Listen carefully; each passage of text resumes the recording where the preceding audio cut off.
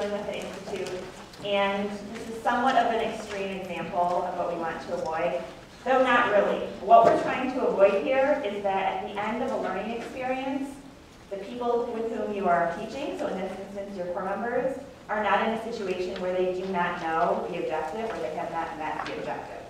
So that's what happened in this clip, and that's what, through no bad intention, sometimes does happen at Institute, and what we really want to think about today is how we're going to ensure that that does not happen.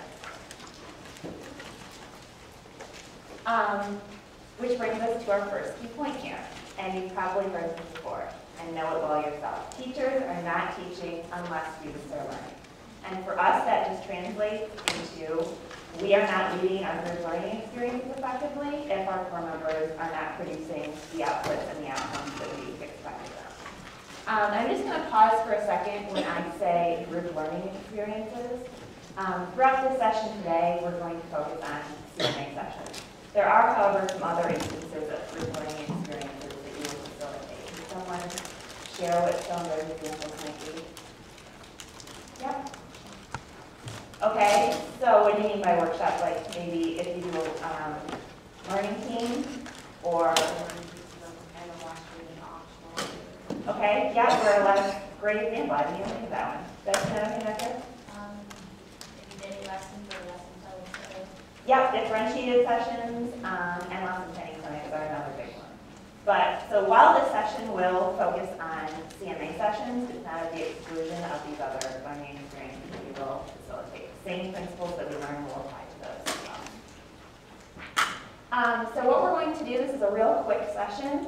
We're basically going to look at an example of effective facilitation and an example of ineffective facilitation and pull out the negatives, what kind of makes one example ineffective and what makes one example effective. And you'll see kind of three contrasting things in each of those examples. And then we're going to talk about, like, facilitation. For a long time I always thought, some people are just good facilitators and some people are not. Like, you either have that or you don't. But the reality is, it is something that we can all do. And with the right preparation and the right rehearsal, regardless of your personality, you can in fact achieve excellent facilitation. So we're going to kind of start with what effective facilitation is, and then think backwards what happened to lead up to that effective facilitation.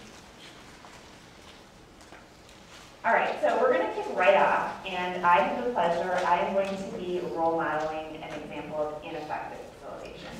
And while I am giving this example, you are going to use handout 1 at the top.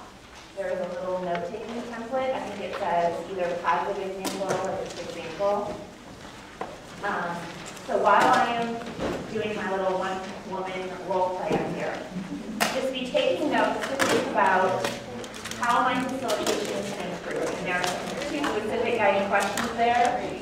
What techniques do I need to improve? And why do you think core members are not likely to meet outcomes in my session? Okay?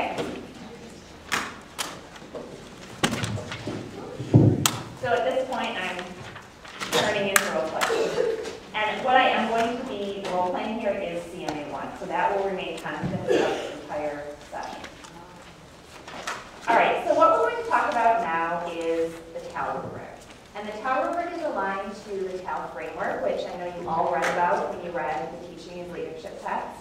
And hopefully when you were reading that text, you realized what an invaluable resource it's going to be to you.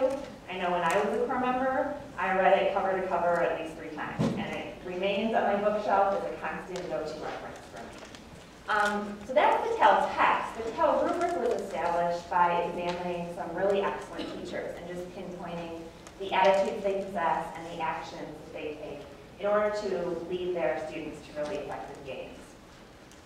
I'm sorry, I just need to stop for a minute because I don't feel like everyone is with me. And this is really, really important. I just can't emphasize that enough. So I don't feel comfortable proceeding until everyone's with me. And I'll know you're with me when your eyes are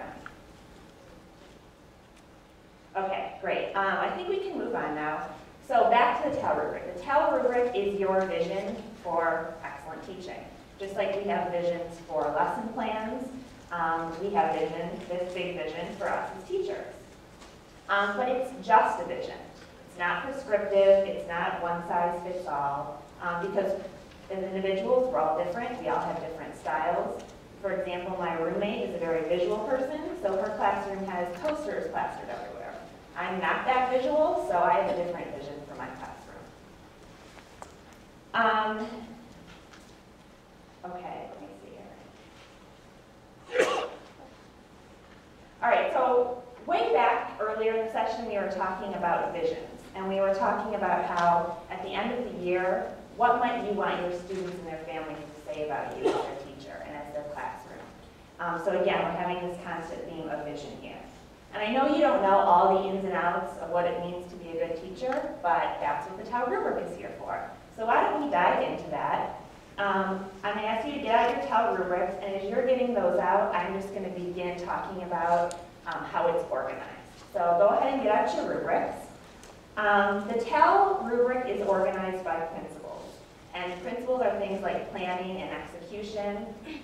Yeah? I'm sorry, I can't find my rubric. I mean, can you tell me where to find it? I can't find it. You know what, why don't you just look off of your neighbors and you can find it later, okay? Thanks. Yep, and so anyway, I was talking about principles, I think, like planning and execution. And I know that you don't know a lot about those, but we'll definitely go over them later as Institute continues. So, back to the organization. The TAL rubric consists of rows and columns. Okay, so the rows are the principles, and the columns are the proficiencies. I know that's kind of confusing, like proficiencies, principles, but the principles are the rows, and the columns are the proficiencies. Does that make sense to everyone? It makes sense. I get the vertical, horizontal thing, but I don't understand why we have so much faith in this document.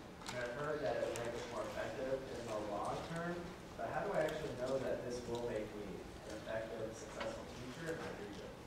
Well, like I said at the very beginning of the session, this TAL rubric was based on studies of excellent teachers, so it's not like someone just sat down and pulled it out of thin air. We know that it's right because it's what good teachers do. Does that make sense to everyone? Okay. Well, what we're going to do now is a little rubric exploration in pairs. So you're going to work with a partner to go over the rubric. And you have about a count of 5 to do that. So I'm going to count backwards from 5. And when I get to 1, please be prepared to explore the rubric with your partner. 5, 4, 3, 2, 1. Okay, so that ends